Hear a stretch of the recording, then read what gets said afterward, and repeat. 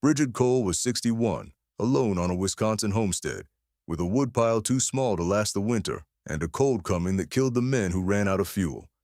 Her husband Cormac had died that November of 1884, a chest cold that settled in and never let go, the way they did in men who worked outside through Wisconsin winters. He was 57. Their sons were gone to Minnesota, their daughter to Milwaukee, and the woodpile Cormac should have cut in October was half what it needed to be, because he had been sick all fall. No sons within reach, no husband, and not enough wood to see February. Every settler in that lake country burned wood, because the forest was everywhere, and wood was all anyone had ever needed. When Brigid told them, at the church picnics, that she had grown up cutting a different fuel in the old country, they listened politely, asked what Ireland was like, and never once thought to ask what the fuel was, or how you cut it, or what it could do. They would learn. By the time the wood ran low across the settlement and the deep cold bore down, the neighbors who had smiled at the Irish widow's old country talk would be coming to her door to learn the things she had known since before she was 10, the fuel lying under their own feet that none of them had ever thought to burn. The neighbors, the Gallagher family, the two Walsh brothers, old Tom Feeney, were not unkind. They said they would help her through the winter. They said they would check on her. They were busy with their own farms and their own wood supplies, and they came when they could, which was not often enough for the woodpile to grow as fast as it needed to. Brigid did not wait for them. She walked the property in the first week of December, assessing what she had. The forest edge gave her some windfalls, dead trees that could be cut for additional wood, but felling and splitting and drying in December was a losing proposition. The wood would be too green to burn well for months. She had what she had in the woodpile, which was not enough.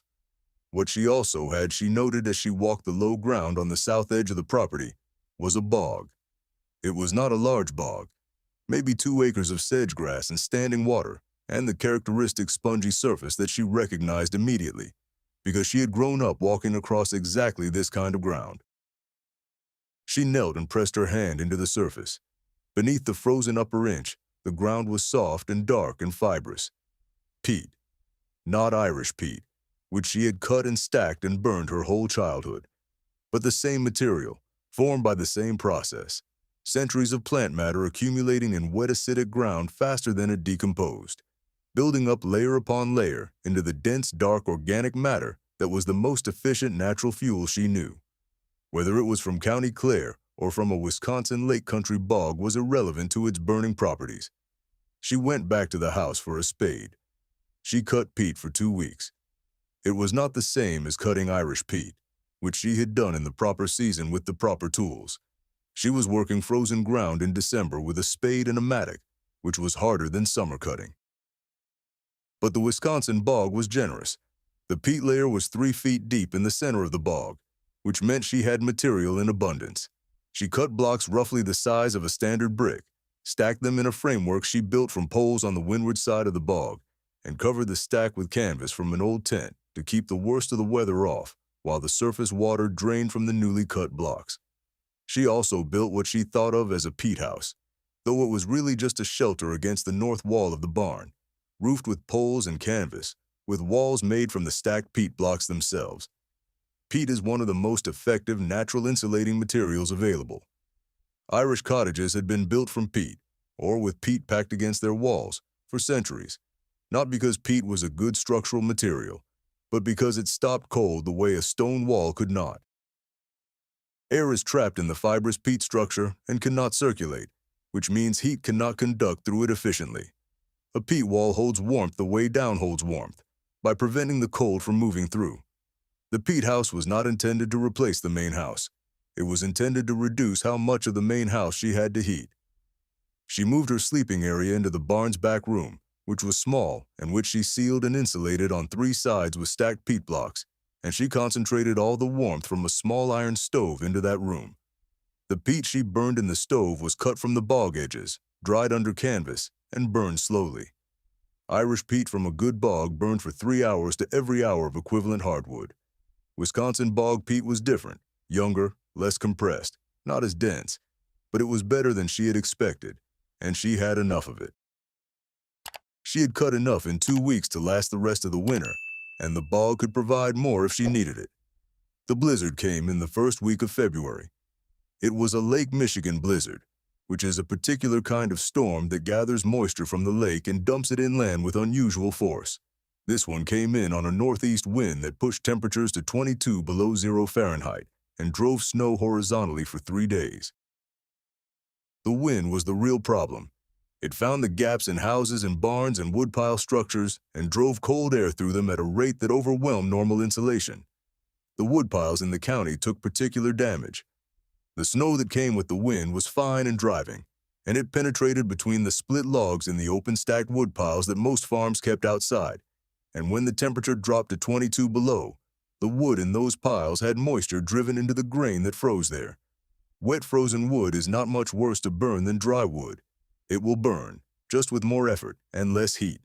But the real problem was access. The wind had driven so much snow into the stacked piles that digging them out was hours of labor in each storm event. And in a 3-day storm with 22 below temperatures, that was hours of labor that cost in frostbite and exhaustion. 3 families in the Cole neighborhood had woodpile access problems severe enough to create real heating shortfalls by the second day of the storm. Brigid's peat, stacked under canvas in the windward shelter beside the barn, was accessible. The peat stack was not impenetrable, but it was far easier to access than an open woodpile, because the canvas lifted and the peat blocks sat in a stable structure that the wind could not easily penetrate.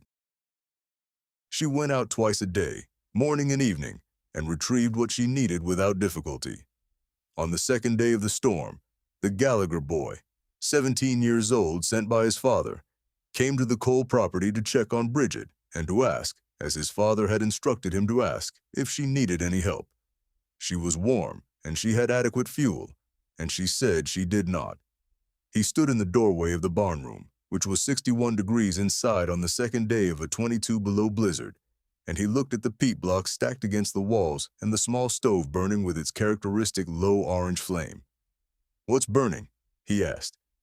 The smoke was different from wood smoke, denser, more complex, a smell he did not recognize. "Peat," Brigid said, "from the bog on the south end." He had never heard of burning bog material. He went back and told his father, who came the following day. Seamus Gallagher was a practical man who had come from County Mayo in '62, and who had, like most Irish Catholic men of that emigration, used peat his entire childhood and then never used it again after arriving in a land of abundant timber. He stood in Brigid's warm barn room on the third day of the blizzard and looked at the peat blocks and said, "I forgot that worked." "It works better than wood in some conditions," Brigid said. "Slower, steadier. You can't get it as hot, but you can keep it going all night on very little." Gallagher asked if she had enough. She said she had more than enough, and that the bog would produce considerably more than she had cut. He was quiet for a moment. Then he said that the Walsh brothers, whose woodpile access had been the worst in the neighborhood, were burning furniture to keep their kitchen warm, and that it would be a help if she could spare some peat. She said she could spare what they needed. The storm lifted on the 4th day. The Walsh brothers came to the Cole property, as Gallagher had told them to, and Brigid showed them the peat cutting method and the drying stack and the burning technique. They were initially skeptical. Wisconsin men burned wood. Peat was a foreign idea, but they were also cold and short of fuel and pragmatic in the way that men in that situation become pragmatic. They cut peat from the coal bog that week with Brigid's instruction and burned it through the rest of February. Old Tom Feeney came the following Saturday out of curiosity and stayed for an hour and a half listening to Brigid explain the cutting and the drying and the burning and the insulation properties of peat walls. He said he had never thought of the bog on the south end of his own property as anything but a drainage problem. "Every bog is fuel," Brigid said, "if you know how to cut it." Tom Feeney cut his own peat the following spring, dried it through summer, and burned it the following winter. He told several people about it. The practice spread gradually through the Irish Catholic settlement north of Madison, not to all of them, and not immediately, but as a known option that anyone who had bog ground could use. The knowledge had been in the community all along, carried over from Ireland by people who had spent their childhoods cutting peat in the bogs of Clare and Mayo and Kerry, and then left behind in Wisconsin because Wisconsin had wood. Brigid Cole did not invent anything. She only remembered. She stayed on the Cole property for the rest of her life. Her sons came to help her through the hardest years. The bog on the south end continued to produce peat that she cut each spring and burned each winter, supplementing the wood supply that her neighbors helped her maintain. She was never short of fuel again after 1885. In her last years, she was known in the settlement as the woman who had burned bog in the blizzard of '85 and kept warm when the wood piles were frozen under. She did not think of it as a remarkable accomplishment. She thought of it as basic competence, the kind her father had given her and that Ireland had made necessary. The bog did not ask to be used. It only waited, patient and dark and full of warmth, for someone who knew what it held. If this story made you think of someone who carried an old knowledge into a new place and put it to use, leave their name in the comments. And if you'd like to hear more of these stories, subscribe. New Frontier Survival Stories every week.